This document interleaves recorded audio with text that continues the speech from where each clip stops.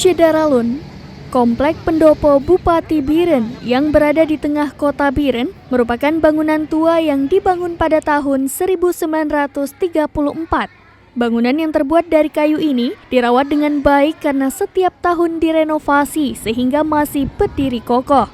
Kepastian tahun pembangunan pendopo itu dikaitkan dengan surat keputusan Vendor Government General van Nederland Indi pertanggal 7 September 1934. Surat kabar tersebut berisikan pembagian Efteling Noordkust van Aceh atau Kabupaten Aceh Utara dalam 3 kewedanaan, salah satunya Onder Efteling Biren.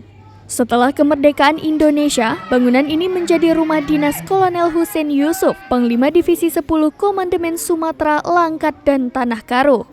Pada masa agresi kedua Belanda, tepatnya 16 Juli 1948, pendopo ini menjadi tempat tinggal Presiden pertama Republik Indonesia, Insinyur Soekarno, dan pemimpin negara dari Biren selama sepekan.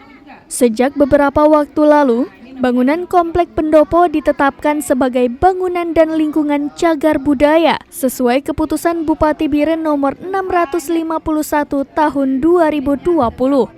Seperti terlihat pada Senin 1 Agustus 2022, pihak SDN 1 Biren membawa sebanyak 120 murid untuk memperkenalkan dan melihat secara langsung salah satu peninggalan sejarah penting Indonesia yang dipandu langsung Kabid Kebudayaan Dinas Pendidikan dan Kebudayaan Biren.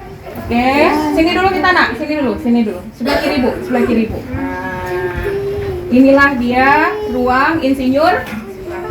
Siapa Insinyur Soekarno? Presiden yang keberapa? Alhamdulillah hari ini kami kedatangan siswa-siswa dari SD 1 Biren mengadakan field trip, semacam kunjungan ke Museum Pendopo Biren.